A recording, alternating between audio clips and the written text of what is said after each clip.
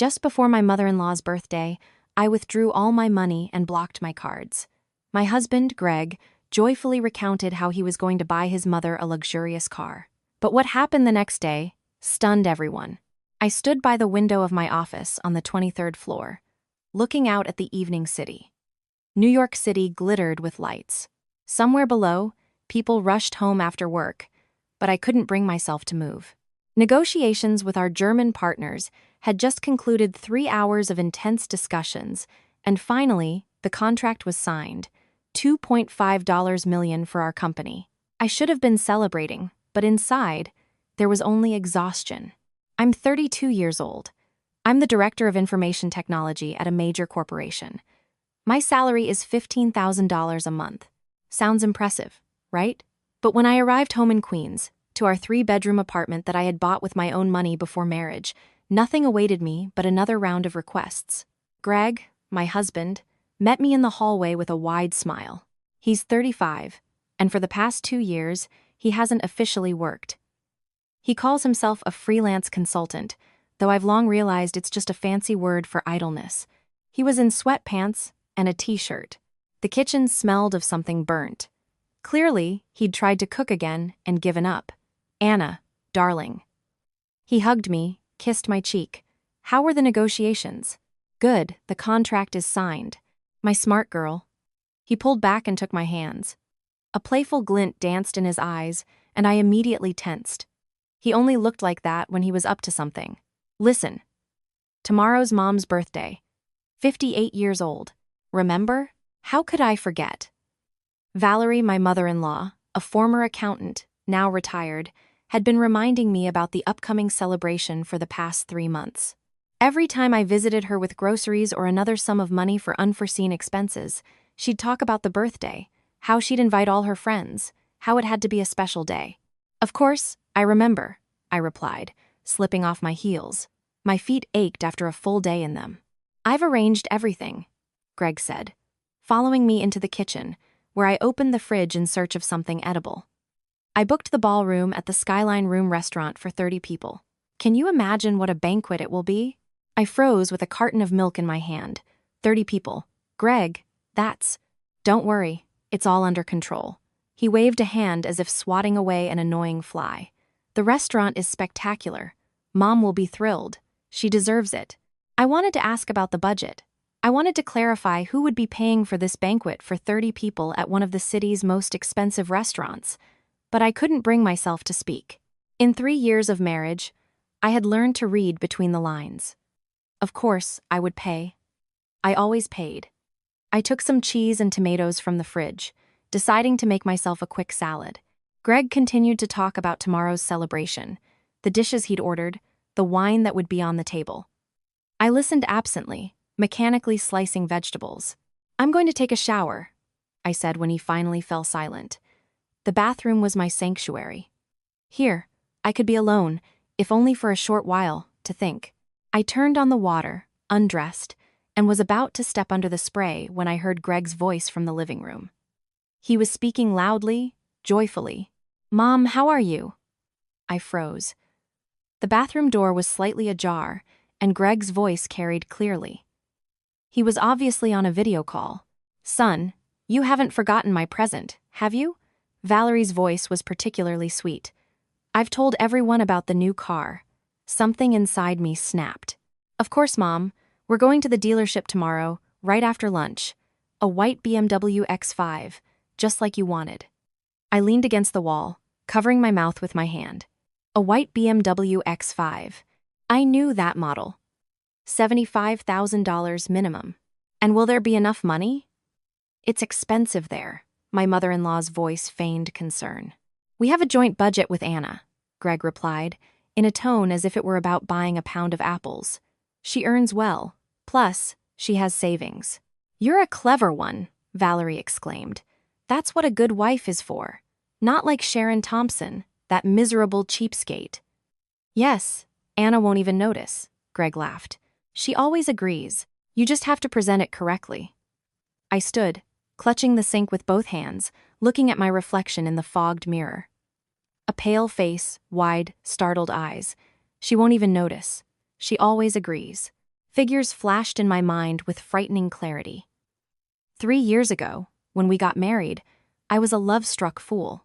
Greg was charming, spoke beautifully about the future, how we would build a life together. He promised to start his own business, to become successful. And for now, I could support the family, right? It was temporary stretched into 3 years. Renovations at my mother-in-law's apartment, $40,000. That was in the first year of our marriage. Valerie complained so pitifully about living in terrible conditions that the wallpaper was peeling, that the plumbing was ancient. Greg convinced me for a week, saying, "She's my mother. How can I leave her in such conditions?" And I agreed, handed over the money for renovations.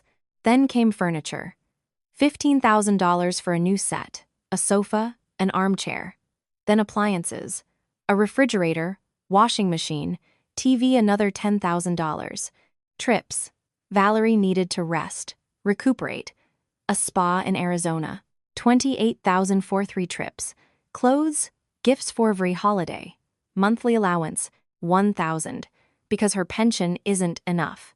I had never calculated the total sum, afraid to. But now, standing in the bathroom and listening to my husband joyfully discussing buying a car with his mother using my money, without my knowledge, I calculated $173,000 for my mother-in-law in 3 years. And for Greg himself? He hadn't worked for 2 years. I supported him completely. Food, clothing, entertainment, his business ideas, for which I gave him money and which invariably failed. The car I bought in his name, another $50,000 minimum. Total, over $300,000. And he, in those years, earned at most $7,000 from occasional consulting gigs. The shower water continued to rush. I mechanically stepped under the spray but felt neither warmth nor cold. Only one question echoed in my head. How did I get to this point in my life? When I emerged from the bathroom in my bathrobe, Greg was sitting on the sofa, scrolling on his phone and smiling. "Anna, don't forget to take all your cards tomorrow," he said, without looking up. "Might need them at the celebration?" "Of course, dear," I replied calmly. He looked at me, slightly surprised. He probably expected questions or resistance, but I was calm, as never before. I just smiled and went into the bedroom. For the next few hours, I pretended everything was normal. We had dinner, that is. I finished my salad, and Greg heated up the pizza he'd ordered earlier. He talked about his plans for tomorrow, how the anniversary would unfold. I nodded, occasionally interjecting short comments. At 10:30, he fell asleep. Greg always fell asleep quickly, like a baby. I lay beside him, staring into the darkness, listening to his even breathing. In my mind, a plan formed, clear, cold, ruthless. I waited until 2 a.m. Greg was sleeping soundly, even snoring softly. I silently got up, put on my bathrobe, and went into the living room. I took out my laptop, opened online banking. My hands moved quickly and confidently. I knew exactly what I was doing. First action. I transferred $125,000 to a new savings account, locked for 6 months. This money could not be withdrawn before then, under any circumstances, not even by me.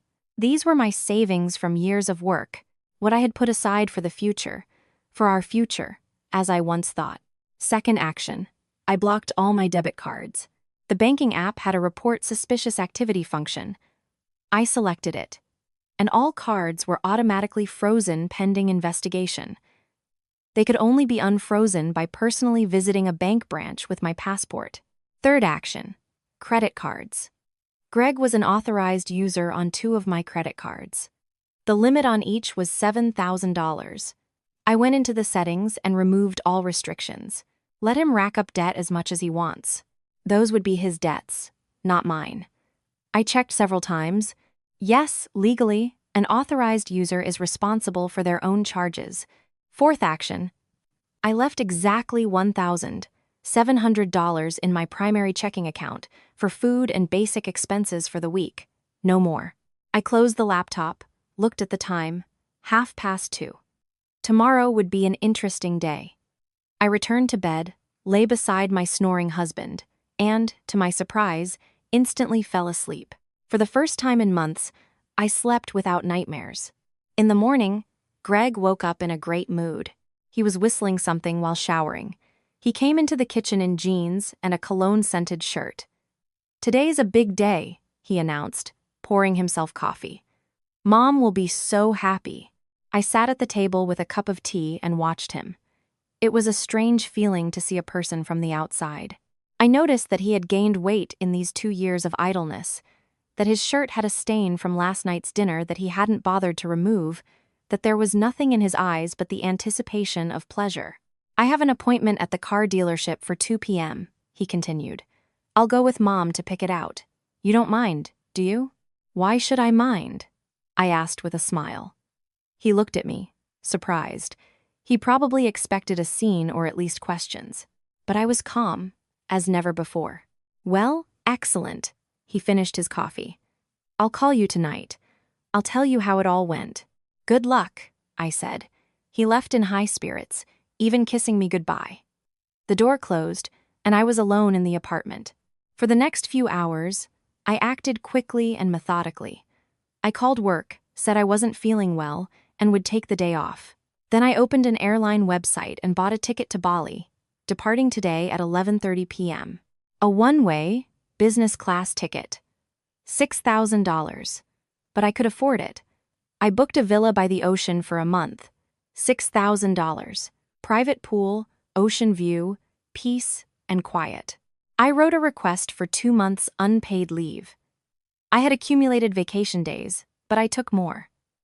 The company was loyal to valuable employees. There wouldn't be any problems. At 11 a.m., I called a cab and went home.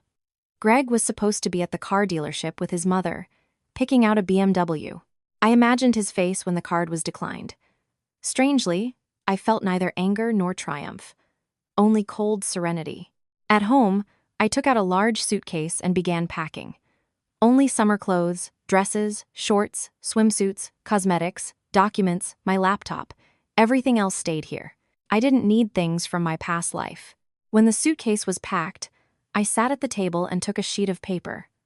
I thought, then began to write neatly, legibly, item by item. This letter was meant to explain everything. "Greg, if you're reading this, your plan has failed. No BMW for Mom, no paid for birthday." Surprised? Last night, I overheard your conversation with your mother. Osuta Chinzech, 0 for a car. A restaurant bill for $15,000. All on my money without my consent. You weren't even going to ask. In 3 years of marriage, I spent over $173,000 on your mother. Here's a detailed list. Apartment renovation, $40,000. Furniture and appliances, $25,000. Spa trips and treatments, $28,000. Clothes and gifts, $10,000. Monthly allowance, $60,000. Miscellaneous, $10,000. On you, in these 3 years, your living expenses, $70,000. Your business ideas, $15,000. Your car, $50,000. Total of my hard-earned money, $308,000. In these 3 years, you earned approximately $7,000. I have blocked all my cards, withdrawn the money, and filed for divorce through a lawyer. The apartment is mine, bought before marriage, the mortgage paid off by me before the wedding. The car is mine, registered in my name. In 7 days, they will come to change the locks. You have a week to retrieve your belongings. I'm flying to Bali. This is my dream, which I talked about for 3 years. You always laughed. Why do you need Bali when we have so much to do? Now, my things to do involve a beach with a cocktail. And your things to do are over $29,000 in debt. The restaurant plus your credit cards, whose limits I've removed. Good luck, Anna. P.S. Expect a bill for $800 for your mother's beauty salon appointment too. I booked it in your name. Surprise. I reread the letter, folded it into an envelope, and placed it on the kitchen table. Beside it, I neatly laid out all the printed receipts and statements from the past 3 years. Let him look at the figures. Then, I made another call to the Skyline Room restaurant. "Good afternoon. This is Anna Lightstone. I'd like to confirm a reservation in the name of Greg Lightstone for this evening. Yes, we have that reservation. 30 guests. Excellent. Just to confirm the order, the premium menu, the best wines from your cellar, a celebratory cake. The administrator quoted the sum. $15,500. Perfect, I said. No prepayment is required, correct? No, it can be paid after the banquet. Wonderful. Thank you. I hung up and smiled. Greg was confident he'd pay with my card. A surprise awaited him. My last call was to Elegance Salon and Spa, which Valerie had once recommended. Hello. I'd like to book Valerie Lightstone for a comprehensive spa package. Today, if possible. We have an opening at 4 p.m. today. Excellent. She'll be there. A full package massage, masks, styling. That's $800, correct? Payment on site? Yes. Please note that this is a gift from her son, Greg. I imagined my mother-in-law joyfully heading to the salon, thinking it was a thoughtful gesture from her beloved son, and then having to pay. From what? An interesting question. At 5 p.m., I called a cab to the airport. I walked around the apartment one last time. For 3 years, I had considered this place my home. But home isn't walls. Home is where you are valued and loved. Here, I was only used.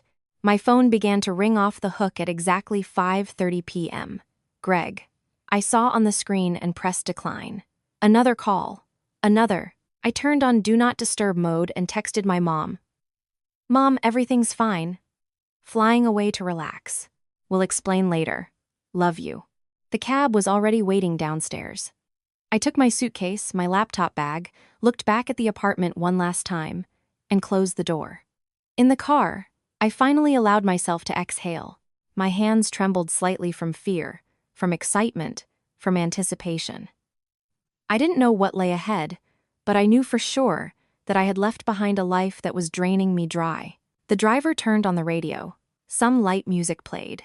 New York City slowly drifted past the window lights. Cars, people. Somewhere, in an expensive car dealership, my husband was trying to buy a car with money that no longer existed. Somewhere, in a restaurant, tables were being set for a banquet that no one would pay for. My phone continued to vibrate in my bag. I didn't even look. I didn't care. At the airport, I checked in, dropped off my suitcase. 3 hours remained until departure. I sat in a waiting area chair, ordered coffee, and took out my laptop. I turned it on, checked my email. There was a message from the lawyer I'd contacted that morning.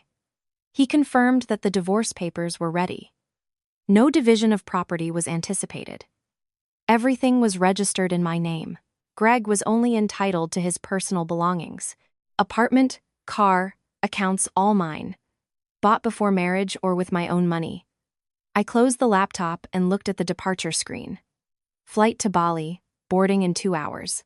Memories flooded back how I met Greg 4 years ago. He was charming, interesting, spoke of dreams, of wanting to build his own business. I believed him. Believed him when he asked for money for a startup, believed him when he said it was temporary. Believed him when he persuaded me to help his mother. And then, imperceptibly, I turned into a cash cow. I worked like a dog, brought home money, and it disappeared into the bottomless pit of other people's desires. And the scariest part, I got used to it. Used to giving without getting anything in return. That night, overhearing the conversation about the $150,000 car, I finally woke up and realized, enough. Boarding was announced. I picked up my bag and headed for the gate. With each step, I felt lighter. Fear receded, giving way to a kind of light exhilaration. I was flying into the unknown. Alone, free. On the plane, I took my window seat, buckled up. No one was beside me. Business class was half empty. A flight attendant brought champagne. I took a glass, looked at the sparkling liquid. To a new life, I quietly said and took a sip. The plane accelerated and lifted off the ground. New York City shrank below, becoming smaller and smaller. The city lights merged into luminous threads. Somewhere down there was Greg. Somewhere his personal nightmare was beginning, and I was flying towards the sun.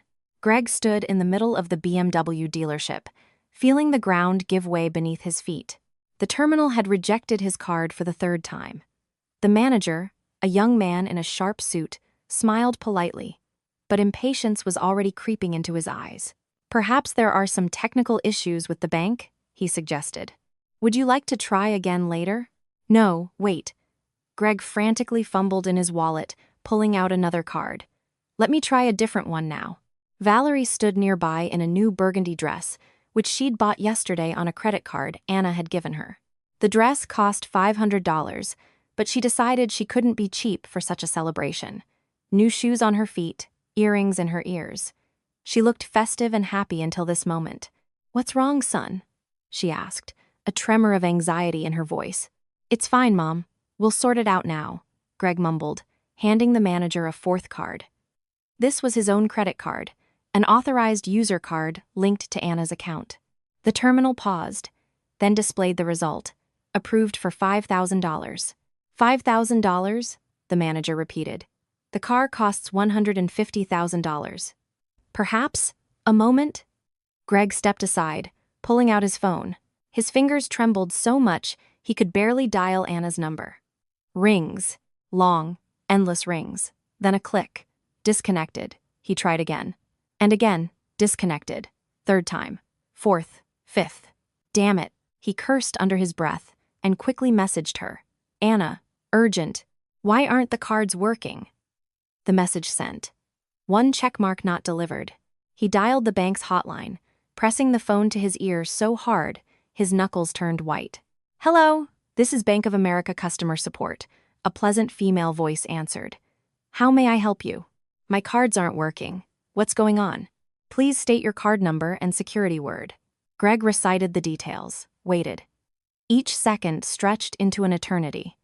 Valerie watched him, her face gradually hardened. "The cards have been blocked by the owner," the operator informed him, "due to suspicious activity. They can only be unblocked by personally visiting a branch with identification. But I'm an authorized user. I'm sorry, but the block extends to all cards linked to the account. You'll need to contact the primary cardholder." Greg slammed his phone into his pocket and turned to the manager, who waited patiently, hands clasped. "You see, there's some mistake. A system glitch," he began, but his voice betrayed him with a tremor. "I understand." The manager nodded with that particular politeness that was worse than any rudeness. "Perhaps you can return when you've resolved the issue with your bank." "What issue?" Valerie suddenly exclaimed loudly. "My son is buying me a car. We have the money." Several visitors in the showroom turned around. A couple in business suits examining a sedan exchanged glances. The manager consulting them also looked their way. "Mom, quiet," Greg hissed. "Let's go." "I won't." Valerie grabbed his sleeve. "You promised. You told everyone you'd buy me a white BMW.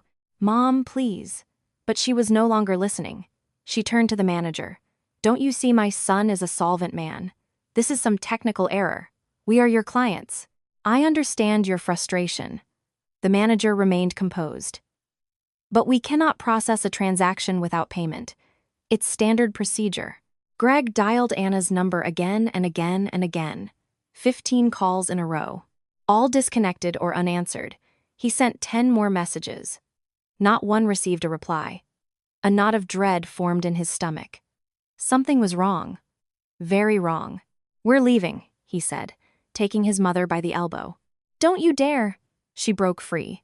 "I won't leave without a car."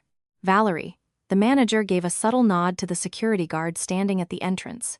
"Perhaps you'd like to sit down, have some water? I understand the situation is unpleasant, but you're treating us like some kind of beggars," she hissed. The security guard, a massive man in his 50s, approached closer. Not threateningly, but very definitively. "Mom, enough." Greg forcefully pulled her towards the exit. "Let's go. Now." She struggled, but he held her arm tightly. Tears of rage and humiliation gleamed in Valerie's eyes. They walked out to the parking lot where Anna's old car, a 2015 sedan, was parked. Anna used to drive it to work, then Greg asked for a new one, and she bought a crossover, leaving this one for household errands. A heavy silence hung in the car. Greg started the engine, pulled out of the parking lot. Valerie stared out the window, her lips trembling. "I told everyone," She finally choked out. All my friends, the Thompsons, the neighbors. That you were giving me a BMW. Mom, I didn't know it would turn out like this. The Thompsons are coming to the birthday party. Her voice broke into a cry. They'll be in their new Mercedes and ask about my car. What will I tell them? Greg remained silent, gripping the steering wheel. His mind was in chaos, cards blocked. Anna not answering. The restaurant tonight, 30 people. A bill for at least $15,000. He pulled over to the side of the road, opened his banking app, logged into his personal account. Balance, $280. Cold sweat ran down his spine. He checked the joint family account, the one he had viewing access to. Balance, $1,700. Other accounts were inaccessible.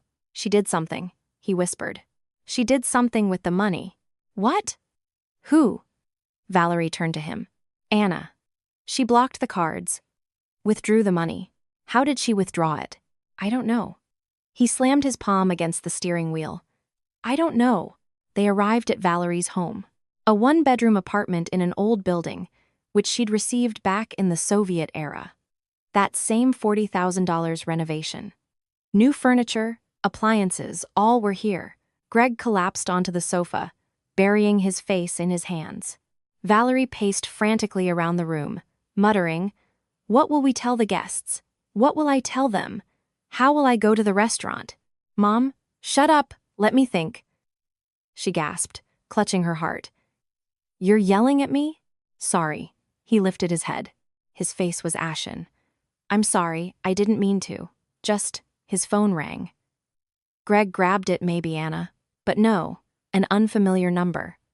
Hello? Good afternoon. This is Elegance Salon and Spa. Will Valerie Lightstone be coming for her procedures? We have her booked for 4 p.m. What procedures? A comprehensive spa package. A gift from her son, Greg. $800. Payment is due at the salon. Silence hung in the receiver. Hello? The administrator called. I didn't order anything, Greg choked out. But the booking was made in your name. This morning. He slowly lowered the phone. Something clicked in his head. It's her, he whispered.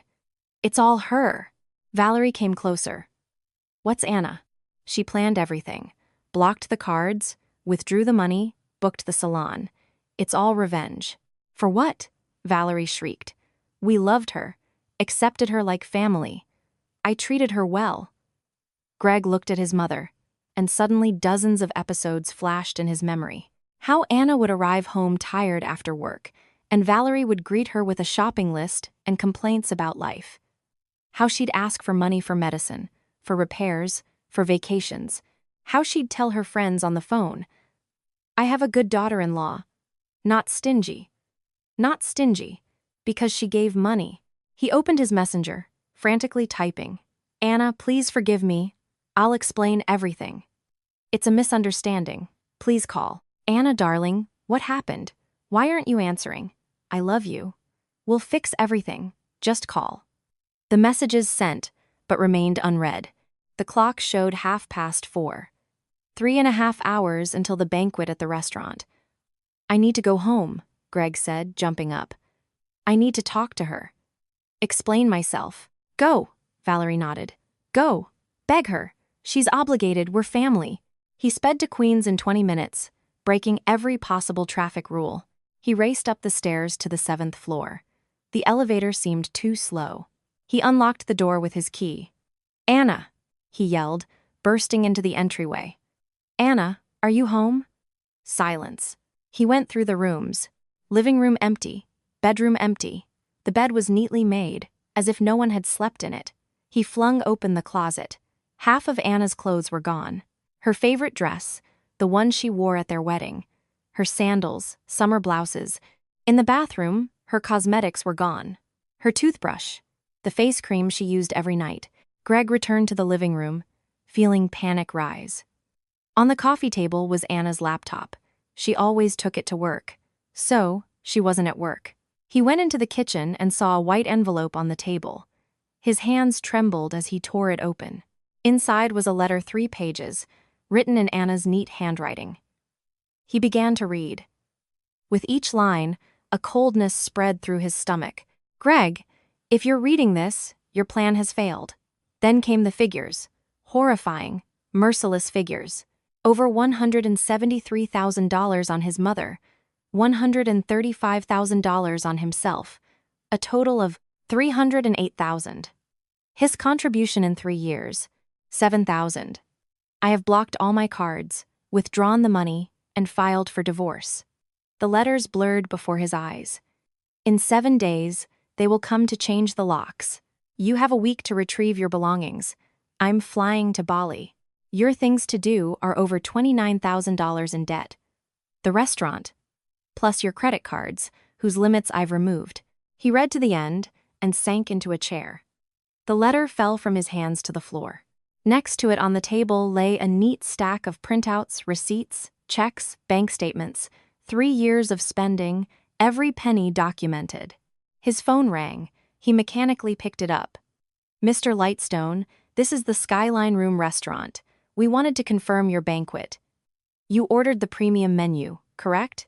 "Yes," he answered hoarsely. "Excellent. We await you at 6 p.m. The bill will be $15,500. "Okay." He hung up and stared into space. $15,500. His bank account balance, $280. The restaurant was bustling. The ballroom on the second floor had panoramic windows overlooking downtown. Waiters bustled between tables, laying out silverware. In the corner stood a huge table, covered with a pristine white tablecloth for gifts.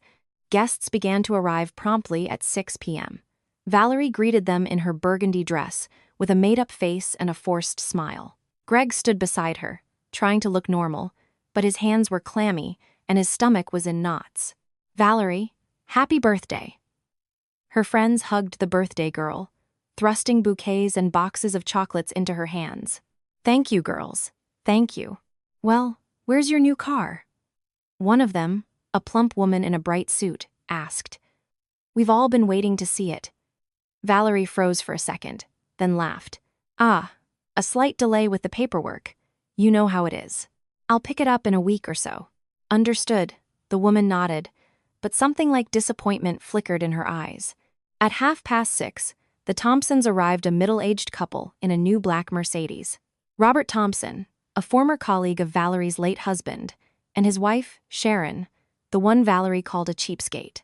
"Valerie, darling!" Sharon Thompson, a tall woman in an expensive dress, kissed the birthday girl. "Happy birthday!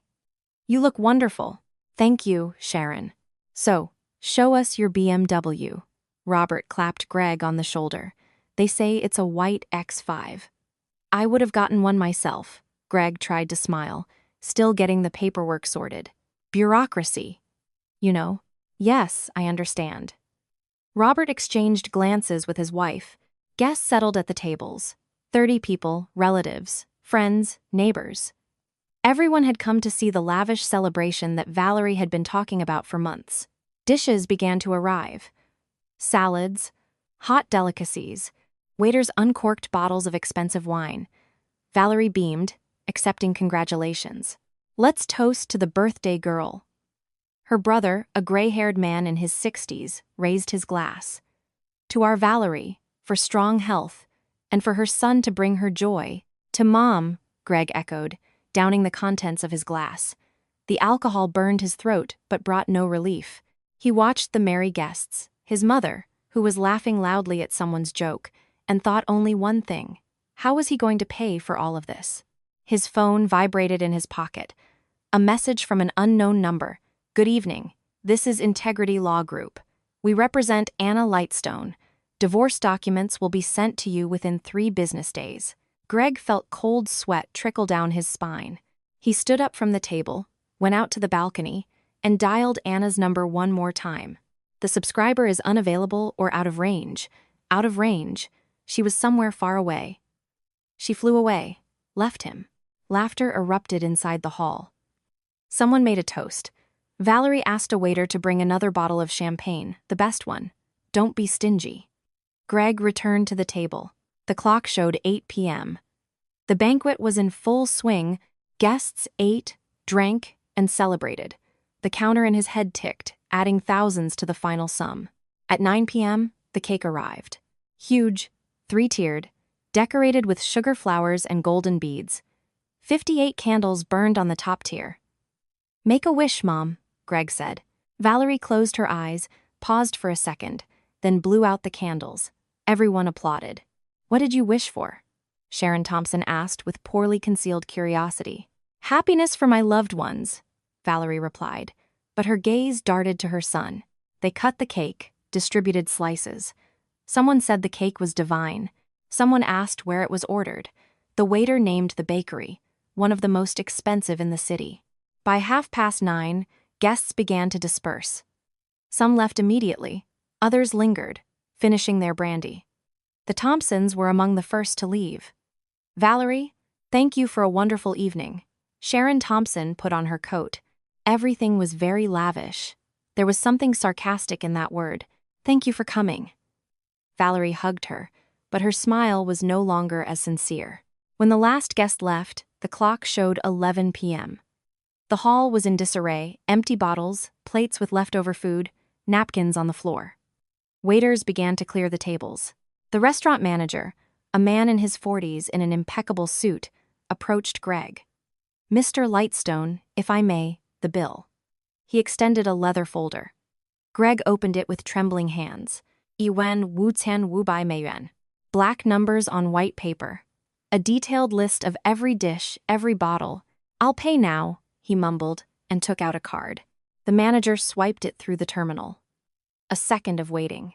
Then, declined. What? Greg felt his heart sink. This must be a mistake. He pulled out a second card, a third, a fourth. Declined, declined, declined. His last card, his authorized user credit card, only went through for $5,000. "Do you have the option to pay the rest by transfer?" the manager asked politely. Greg opened his banking app. $280. "You see," he began, feeling his face flush. "My wife took the wrong cards. I'll contact her now. I'll wait." The manager clasped his hands in front of him. Valerie came closer. "What's happening, son?" "Mom, my cards aren't going through." "What do you mean?" "Not going through." Her voice was too loud. Waiters, clearing tables, slowed their movements, listening. "Anna blocked them," he whispered. "I can't pay." Valerie's face showed horror, then anger, then something like despair. "But how? What are we going to do now? Perhaps one of your guests could help?" the manager suggested, with the same politeness that now seemed mocking. Greg pulled out his phone. His hands trembled so much he could barely hold it. He dialed his friend Mark, who had been at the banquet. "Mark, hey. Sorry, it's so late. I have a problem. Can you lend me some money? I'll pay you back in a week, honest. How much do you need?" A pause. A long, awkward pause. "Okay, I'll transfer it tomorrow morning. I need it now, right now. Can you come?" Another pause. "I'll be there in half an hour." Greg turned to the manager. "Please wait half an hour." The manager nodded. The next 30 minutes dragged on agonizingly. Greg and Valerie sat at the empty table. The waiters had finished cleaning and stood by the wall, waiting. The manager checked something on his tablet, occasionally glancing at them. Finally, Mark appeared. He looked annoyed and sleepy. He handed Greg an envelope. $3,000. "When will you return it?" "A week, at most." "Okay. Good night." He turned and left, without even saying goodbye to Valerie. Greg called Valerie's brother. He had also been at the banquet. He groveled, humiliated himself, and received $1,500 with a promise to return it twofold. Valerie silently withdrew $1,000 from her pension card, her last money until the end of the month. Total, $5,500. That leaves $10,000, the manager calculated. "Do you have any other options?" Greg looked at him with clouded eyes. "No, I understand. Then we can arrange a debt under a promissory note with interest, of course." "What interest?" 10% per month. Standard rate. If you don't repay within 3 months, we'll go to court." Greg signed the promissory note. $10,000 debt plus interest. In 3 months, it would turn into $13,000. They left the restaurant around midnight. Valerie walked silently, stumbling on her high heels. In the car, she suddenly burst into tears, loud, uncontrollable sobs, like a child. "A disgrace!" she cried. "A complete disgrace. Where's your wife? What has she done?" "I don't know, Mom." "How can you not know?" "Find her. Make her return the money. She's obligated. We're family." Greg remained silent, staring at the road. In his head, Anna's letter's words played over and over again. $308,000, 3 years, $7,000 his earnings. He drove his mother home. She got out of the car without saying goodbye. She slammed the door so hard the car shook. Greg drove to Queens. The apartment met him with darkness and silence. He turned on the light, slowly walked through the rooms. On the kitchen table, Anna's letter still lay. He picked it up, reread it. Then again. Every word was like a slap in the face. In the bedroom, he opened the closet, looked at his clothes, t-shirts, jeans, jackets. All of it Anna had bought. Even his favorite sneakers, her gift for his last birthday. He lay on the bed, without undressing, closed his eyes, but sleep wouldn't come. One thought spun in his head. How did this happen? He had loved Anna once. In the beginning, she was smart, beautiful, successful. He was proud of her, and then it became commonplace. He got used to her earning money, solving problems, organizing everything. So used to it that he stopped noticing when exactly he had turned into a dependent. He stopped seeing her as a partner and started seeing her as a source of money. His phone vibrated. A message from an unknown number. Greg opened it. It was a photograph. A beach, sunset, ocean. In the foreground, Anna in a light dress, her hair down, smiling. The caption, "New chapter." He dropped the phone on his chest and closed his eyes. A lump formed in his throat. She flew away. She was free. She was happy. And he was left here with debts, with an angry mother, without money, without a wife, without a future. And the most terrible thing was, he knew he deserved it. Anna opened her eyes and for a few seconds couldn't figure out where she was. A white ceiling with a rotating fan, a gentle breeze, the smell of the ocean. Then memory returned Bali. She had been here for 3 days. She got out of bed, threw open the glass doors to the terrace. Before her stretched the endless ocean. Waves rhythmically rolled onto the sand. Palm trees swayed in the wind. Somewhere in the distance, seagulls cried. She took a deep breath of the salty air. For the first time in many years, she felt truly free. Her phone lay on the nightstand, turned off. She turned it on for a couple of minutes to check work emails. 487 missed calls from Greg. 123 messages. She didn't even open them, just turned the phone off again.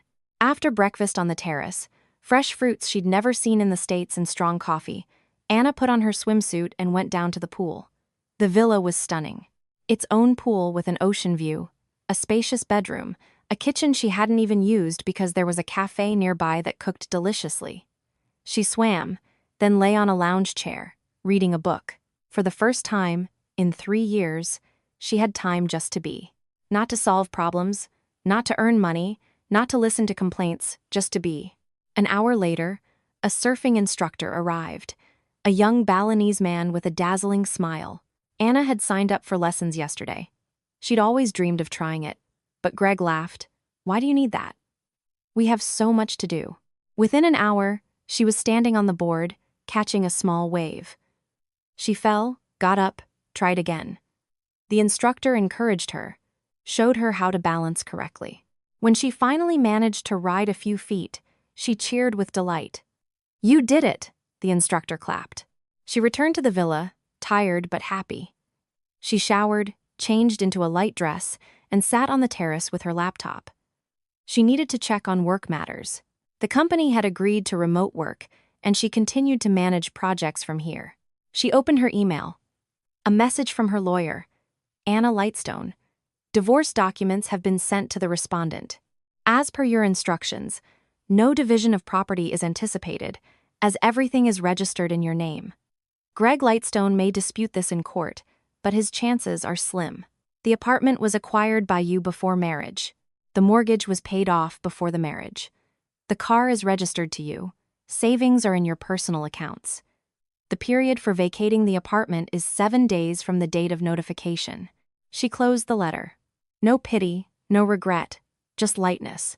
Another email from a colleague. The Germans confirmed the contract. Project launching. We need to hold a video conference next week. Anna replied that she was ready. She closed her laptop, picked up her book. The sun was setting, painting the sky in pink and orange hues. She poured herself a glass of white wine from the fridge, settled into an armchair. In the States, it was deep night. Greg was probably awake. Valerie was calling him every half hour, demanding he solve the problem, and he didn't know what to do.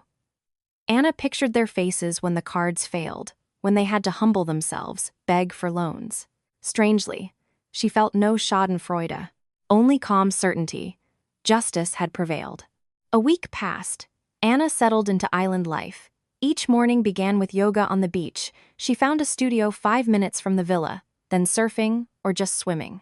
During the day, she worked video conferences, reports, plans. In the evening, she walked along the coast or sat in a cozy cafe with a book. She met several expats, people who had moved to Bali to live and work remotely, a programmer from Seattle, a designer from London, a photographer from Australia. All of them had once decided to change their lives and didn't regret it. The hardest part is deciding, said Catherine, the Australian photographer. They were sitting at a beachfront cafe, drinking smoothies. Then you realize the old life was a cage. Agree? Agreed, Anna nodded. You had something, didn't you? Catherine asked gently. Sorry if I'm prying. I had a husband who sat on my neck for 3 years, along with his mother. Oh, I understand. I had a boyfriend who thought I should support him because he was a creative artist. A painter, you see. They laughed. How did you decide to leave? Anna asked. One day, he sold my professional camera for $4,000 to buy paints for his paintings, which no one bought. That's when I knew enough was enough. And what did you do? Packed a suitcase, took out a loan, flew here. The first month, I lived in a hostel, taking photos of tourists for pennies. But then things picked up. Now I have my own studio, clients from all over the world. Did he try to get you back? Called, texted, apologized, promised to change? Classic. Catherine finished her smoothie. You know, some things can't be forgiven. Not because you're mean, but because forgiveness would mean returning to the cage, Anna pondered. Greg had probably asked for forgiveness in those 300 messages she hadn't read. Promised to change, swore everything would be different. But she knew it wouldn't be. People don't change, especially those for whom it's advantageous. At the end of the second week, she went to the beachside cafe, where she often had breakfast. She settled at her favorite table with an ocean view, opened her laptop. She needed to finish a report for her German partners. Excuse me, is this seat free? She looked up. Before her stood a man in his late 30s, tall, tanned, in a light shirt and shorts. A pleasant face, intelligent gray eyes. Yes, of course, she nodded. He sat down, ordered coffee, took out a tablet, and began sketching something with a stylus. Anna furtively observed. He was drawing plans, architectural sketches. Architect? She couldn't help but ask. He looked up, smiled. You guessed it. Max. Anna, are you on vacation, or do you live here? I don't know yet, she answered honestly. Came for a month, but I'm thinking of extending. I understand. It was the same for me. Came for 2 weeks 2 years ago, and just stayed. They started talking. Max was from Los Angeles, worked at a major architectural studio until he got tired of the frantic pace and decided to try remote work. He rented a villa in Bali, continued to manage projects remotely. It turned out you could live in paradise and earn a living. The hardest part was convincing my boss, he recounted. But when I showed I could manage projects just as effectively, they agreed.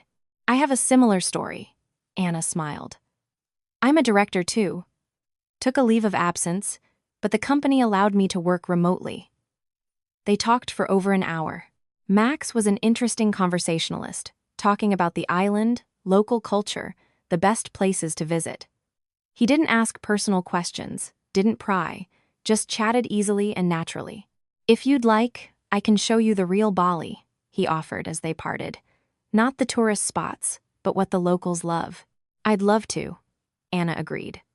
They exchanged numbers. When Max left, Anna caught herself smiling. It had been a long time since she'd felt such ease in conversation. With Greg, for the past 6 months, every conversation had been tense. Either he asked for money, complained about life, or relayed his mother's requests. But here, just a pleasant person, without ulterior motives, without demands. The next day, Max texted her in the morning. "Good morning. If you're free today, I can show you some waterfalls in the jungle. Incredibly beautiful." Anna looked at her work calendar. A meeting only in the evening. Free until 6 p.m. With pleasure, he arrived on a motorbike. He handed her a helmet. "Not scared?" "No," she laughed. They drove deep into the island. Asphalt turned into a dirt road, palm trees into jungle. Max deftly handled the motorbike, avoiding potholes and puddles. Anna sat behind him, wrapping her arms around his waist, feeling an exhilarating sense of freedom. The waterfall was stunning. Water cascaded from about 50 feet high, crashing against rocks. Around them, dense thickets, birdsong, humid air. There were almost no tourists. The place was indeed off the main routes. "Beautiful," Anna breathed out. "You can swim," Max gestured to a small pool at the base of the waterfall. They swam. The water was cool, invigorating. Then they sat on the rocks, warming themselves in the sun. "You're not one of those who just relaxes," Max suddenly said.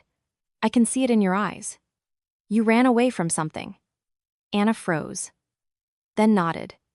"Yes, from a life that was draining me dry. My husband, how do you know? I also ran away from a wife who thought I should support her lifestyle. An apartment downtown, an executive car, furs, jewelry. And I just wanted to design houses, create. And what happened? We divorced. She got the apartment in court. It was joint property. I didn't fight it, just took my documents, money for a ticket, and flew here. No regrets? Not for a second." They were silent, listening to the sound of the waterfall. "You know what's the strangest thing?" Anna said. "I don't feel anger. I thought I'd be angry, want revenge, revel in their suffering, but no, just emptiness. As if that life wasn't yours, because it wasn't yours." Max looked at her. "You played the role of provider, savior, cash cow, and now you've become yourself." Those words resonated in her soul. Yes, exactly. For 3 years, she had played the role of the perfect wife who understood everything, forgave everything, paid for everything. And Anna herself had disappeared somewhere. Now, she was returning. They spent the entire day together. Max showed her rice terraces, endless green steps, carved into the hillsides, a small temple on a mountaintop where they were the only visitors. A local market selling fruits Anna had never seen. In the evening, they had dinner at a tiny, unnamed cafe where an old Balinese woman cooked. The food was simple, but incredibly delicious. "Thank you for today," Anna said. "It was my pleasure too," Max smiled. "It's been a long time since I met someone I connected with so easily." He drove her back to the villa, said goodbye, and left. No hints, no attempts to invite himself in, just a quiet goodnight. Anna entered the house, turned on the light, sat on the terrace, gazing at the ocean, and turned on her phone for a couple of minutes. Greg no longer called. The last message was 3 days ago. "I'm sorry. I understand everything, but we need to talk about the divorce." She deleted the messages without reading them. Nothing to talk about. The lawyer would handle everything. She turned her phone off again. A month turned into 2. Anna extended her villa rental. She worked remotely. Projects were going well. Management was satisfied with the results. She and Max saw each other almost every day. They walked, talked, sometimes just sat silently on the beach, watching the sunset. Something was blossoming between them. Slowly, gently, without haste. He didn't pressure, didn't demand, didn't pry into her soul. He was just there. One evening, as they sat on the terrace, Anna received a message from Valerie's former colleague, a woman Valerie had been friends with for many years. "Anna, I'm sorry to bother you. I just wanted you to know. Valerie is having a very hard time. She sold her apartment, there were debts. Now she lives with Greg in a rented room. Greg is working as a mover and drinking heavily. Valerie blames you for everything, but I see she understands she's to blame herself. She just won't admit it. Anna read it and put her phone down. Bad news? Max asked. No, she looked at the sunset sky. Just information. About a past life. Regrets? No, not at all. He nodded, not asking further. 6 months passed. Anna had fully transitioned to remote work. The company even promoted her. She now led international projects, and geography didn't matter. She and Max became a couple. He officially proposed simply and without fanfare one evening on the beach as they walked after a rain shower. I love you, he said. And I want to be with you. Not because you earn money, not because you're beautiful or successful, but because with you, I feel whole. I love you too, she replied. He took a simple silver ring with a small stone from his pocket. Will you marry me? Yes. The wedding took place a month later. On the beach, barefoot, in light white clothes, 20 guests' friends they had made on the island. Anna's mom flew in from the States. Max's mom flew in from Los Angeles. No lavish restaurant, no debts, just happiness. Back in the States, Greg sat in the cramped room he shared with his mother. 120 square feet, in a boarding house. Valerie lay on a narrow bed, coughing, having caught a severe cold, and there was no money for treatment. His phone vibrated. A collector, Mr. Lightstone. Your outstanding balance is $19,000. When do you plan to make a payment? He didn't answer, just placed the phone face down. He had to go to work in 2 hours, as a grocery store stocker. $1,000 a month. Of that, $800 went to rent and food. Valerie turned to the wall. It's all because of her, she whispered. Because of that, Anna. Greg didn't answer. He knew the truth. It was because of him, because of both of them, because of greed, because of blindness, because of the certainty that you could endlessly take and give nothing in return. He opened social media, couldn't resist, and found Anna's page. She hadn't blocked him, just unfriended him. The latest photo, Anna in a white dress, Max beside her. A beach. Sunset. Smiles. The caption, New chapter. Greg closed the app, stood up, looked out the window. Beyond the glass, a gray sky. Rain. Dirt. And somewhere far away across the ocean, his ex-wife was dancing on the sand. Free, happy, loved. And it was just, a year later, Anna heard news from that same colleague of Valerie's. Greg had died. Cirrhosis of the liver he had been drinking too heavily in recent months. Valerie was left alone. She lived on a pension of $600 a month in the same boarding house room. Anna read the message, sitting on the villa's terrace. Beside her, Max worked on his laptop. A new life was growing inside her. She was 4 months pregnant. She placed a hand on her belly. Something wrong? Max looked up from his work. My ex-husband died. My condolences. No need. She stood up, walked to the railing. The ocean splashed below, eternally alive, eternally beautiful. Birds circled over the water. Greg was dead. Valerie was in poverty. She was here, in paradise, with a loving husband and a child under her heart. She felt no triumph, no satisfaction from revenge, just an understanding that everyone got what they deserved. She chose herself, chose freedom, chose happiness, and it was the best choice of her life. Max came up behind her, hugged her, placing his hands on her belly. My love, what are you thinking about?